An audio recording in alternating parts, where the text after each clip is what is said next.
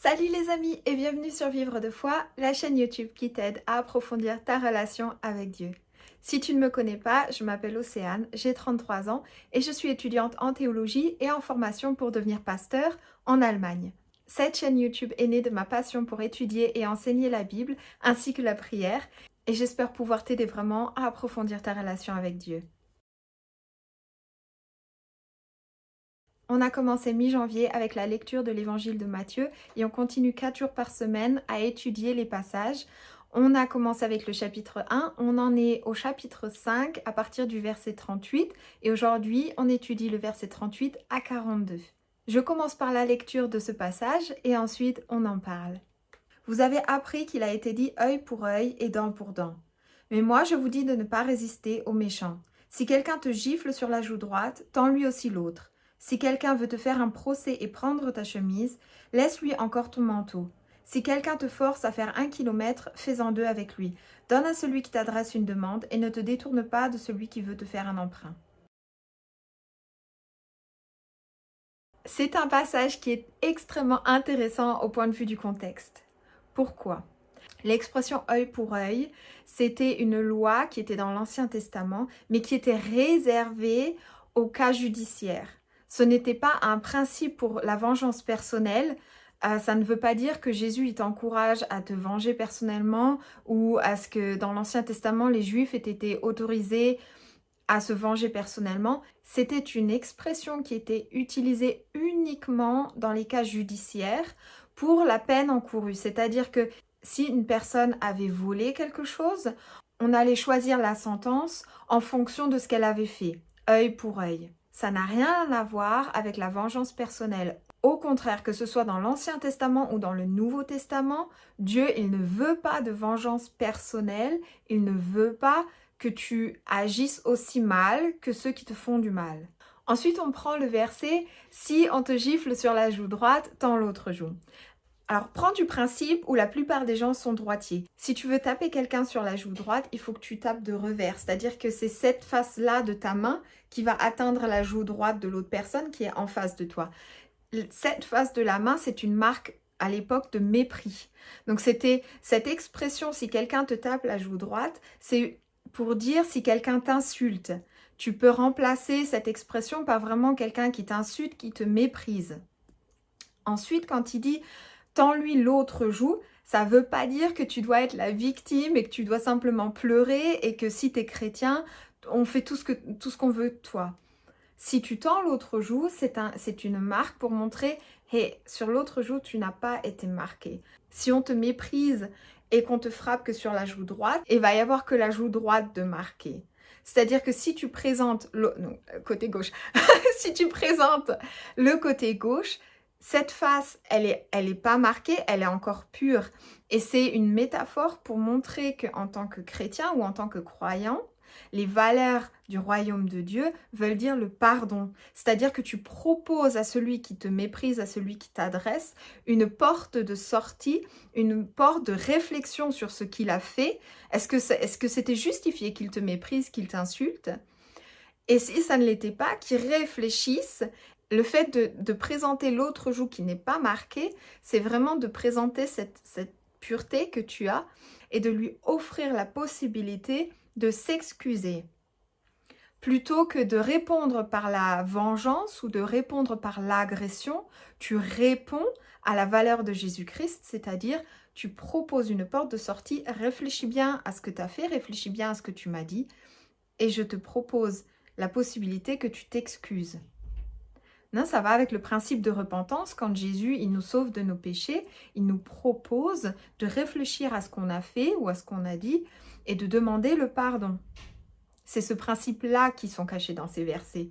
Et je sais qu'en tant que chrétien, on a tendance à enseigner « ne réponds pas méchamment ». Et ça fait des générations de chrétiens qui sont passifs, des générations de chrétiens qui se laissent tabasser. Ce n'est pas Jésus, il ne nous demande pas d'être passif, il nous demande d'être réactif, mais de manière différente. Il ne nous demande pas de réagir avec la violence, mais de réagir en confrontant la personne avec ce qu'elle a fait. Ensuite, l'affirmation de Jésus concernant le manteau ou la chemise, C'est à replacer dans le contexte. Jésus, il dénonce là les pratiques judiciaires très arbitraires. À l'époque, une chemise ou un manteau, c'était des biens qui étaient de très très grande valeur. Dans la culture de l'époque, l'affirmation de Jésus sur la chemise et le manteau, c'était une affirmation très extrême et qui faisait réfléchir sur le fait, est-ce qu'il est juste pour des injustices matérielles de s'entre-déchirer et d'aller jusqu'au tribunal. C'est à ça que Jésus il fait appel dans cette phrase. Et ensuite, dans sa dernière phrase donc de réquisition, quand il dit « si quelqu'un te demande quelque chose, donne-lui », etc., il fait appel à la culture de l'époque où les soldats romains, parce quand Jésus a commencé son ministère, on était sous l'Empire romain. Et les soldats romains, ils étaient autorisés à réquisitionner n'importe qui et n'importe quoi à n'importe quel moment. Tu n'avais pas le droit de dire non. Si un soldat romain te demandait ton pantalon, tu étais obligé de lui donner. Si un soldat romain, il te réquisitionnait sur le bord de la route pour que tu portes, je sais pas moi, tout son bardeau, et qui te demande de faire 1 kilomètre avec lui, tu étais obligé de le faire. Donc Jésus, là, par cette affirmation, il parle des relations au pouvoir. Et là encore, il ne te demande pas d'être passif, il ne te demande pas d'être une victime. Il demande simplement avec tes valeurs spirituelles et le fait que ton attitude soit autre, de montrer le royaume de Dieu par ton attitude. C'est-à-dire que il ne te demande pas d'être une victime du pouvoir, il te demande d'agir, mais avec ses valeurs. C'est-à-dire que si le soldat romain est réquisitionné, on va dire ton cheval, que tu lui donnes aussi la selle. Que tu aies une autre attitude que celui qui est victime du pouvoir, victime de l'Empire romain, que tu te places en tant qu'acteur du royaume de Dieu. Je vais être honnête, c'est un texte que j'ai souvent pas compris du tout. Le œil pour œil, etc., ça fait partie des passages que je ne comprenais pas avant d'avoir étudié le contexte.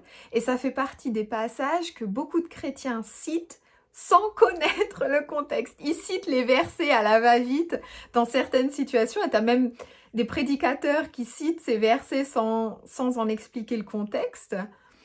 Et je dois dire que ce passage me rassure, puisque quand tu comprends le contexte, tu vois que Jésus, il ne te demande pas d'être une victime, il te demande d'être acteur, mais avec des valeurs différentes que ce que le monde t'enseigne. Moi, j'ai souvent l'impression que le monde, il nous enseigne que tu es fort que si tu es violent. Là, la violence ou l'agression, c'est un signe de force. J'ai un peu l'impression que c'est ça dans le monde. Mais c'est pas une force de caractère, la violence. C'est plutôt une faiblesse de caractère. Si tu n'es pas foutu de vivre ta vie et de faire connaître ton avis, d'avoir une autorité autrement que par la violence ou l'agression, t'es faible. T'es pas fort, t'es faible. Et donc, c'est un passage qui me montre la vérité du royaume de Dieu et qui me montre une bonne pratique et de bonnes valeurs à suivre ou à m'interroger, ou du moins à rechercher.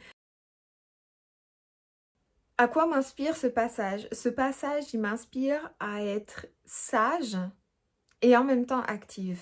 Et j'aimerais partager une situation que j'ai vécue dans ma vie professionnelle, puisque je crois que c'est une situation qui reflète bien le fait que Jésus nous demande d'être actifs, mais pas par la violence.